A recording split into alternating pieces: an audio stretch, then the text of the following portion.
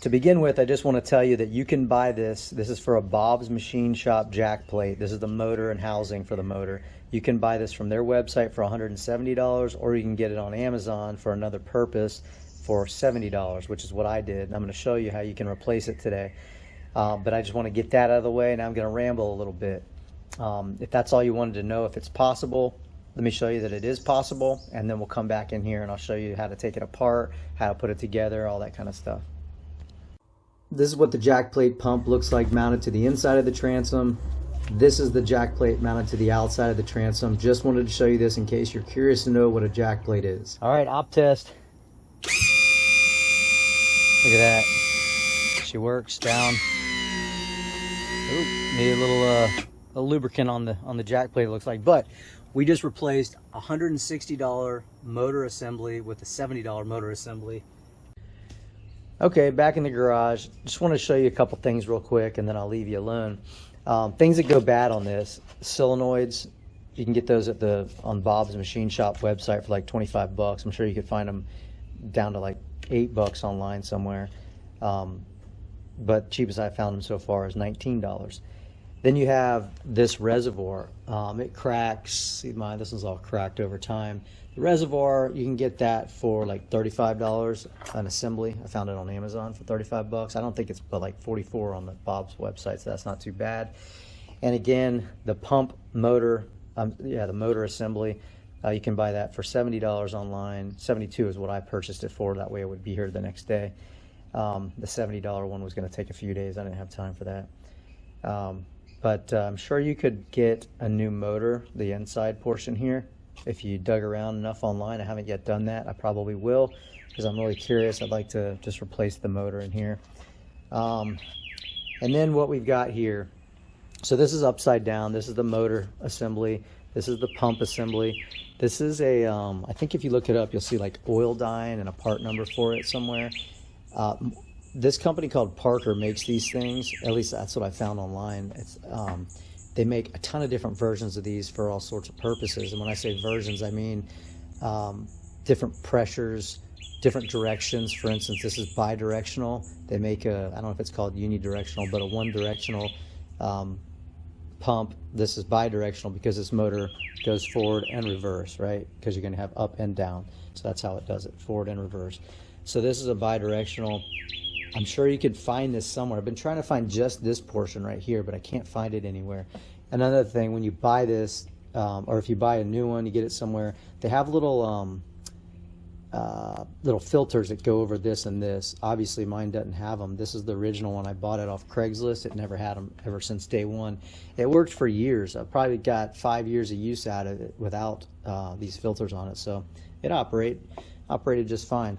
But let's go over some pieces that you can get. Again, this thing, I got it $70. You'll find this online with numerous nomenclatures or part numbers and manufacturers. This is $70 online. This housing kit that comes with the filters as well was $35 on Amazon. Put a link for that. I haven't yet seen the pump like I talked about, the hydraulic pump by itself. But then if you buy the whole assembly with everything all together, you're looking at like 300 bucks. These solenoids, 20 bucks. So, you know, lots of little parts you can buy for fairly cheap to replace things on your own if you are so inclined. And if you're watching this video, you probably are so inclined, or at least you're willing to dive into it. There's really not much going on. To get this apart, take the pump off the motor. There's a hex head bolt right here. And there's another one on the opposite corner. That's just 2 to get that off. Once you get that off, you have 4 screws. There's 1, 2, and then opposite corners again, 3 and 4 on the other side. Removing these 4 screws is only required if you plan to get inside the motor housing. If you're only replacing the motor housing, you do not need to remove these 4 screws. Once you get that off, this is difficult to pry. So I'm just going to kind of set it right there for now. I'm not going to put it back together. But when you want to take this off, oops, yeah, that was right. When you take this off, it's going to get stuck right here because if it's new, this has been kind of glued to the housing. So when you're peeling it up, you'll pry and it'll kind of come up like this way, like that, oops, like that. it's going to be stuck on that little rubber piece. So what you're going to have to do, I got some a razor blade, just kind of started slicing lightly against the plastic, and I got it off. Then what you'll see inside here, you might want to do maintenance on this periodically, is there's an O-ring. The O-ring does fail. That's what led to water intrusion inside my pump, I'm sure. It's in a marine environment. This is a little tiny O-ring. I think it's not very substantial for what it's supposed to be doing. If you see the older housing in this one doesn't have a round O-ring, it had a square one. And it was tall. It would like filled the whole. See how much? Let's see how much you can see. See how much plays in there? Yeah, you see that? The other one doesn't have any play. It doesn't give it all. And I think it's an O-ring. I didn't push on it with a piece of metal, but it totally fills that track. There's no play in it at all. It's a lot bigger, a lot more substantial. And this one's the original one. This one, like I said, I got it in 2010 on Craigslist, so somebody else was already over there, Bob's Machine Shop jack plate. It was having problems for them. I used it for 5 years. It worked just fine for me, and this motor still works just fine. This one, I got it. I only used it for like maybe 2 years. Yeah, 2 years. I looked it up online. I used it for 2 years before I took my motor off my boat and repainted and everything, and this one had already failed.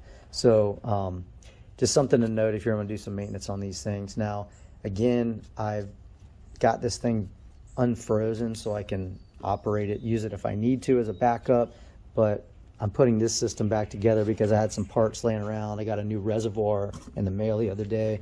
The reservoir is, again, 35 bucks online. The kit, it came with the filters, $70, 20 and 20. Oh yeah, and the backing plate, if you want to buy a backing plate, the mounting bracket for this thing on Bob's website, it's only 20 bucks. It's a substantial, like thick, it's probably a 1/4 inch thick aluminum backing plate.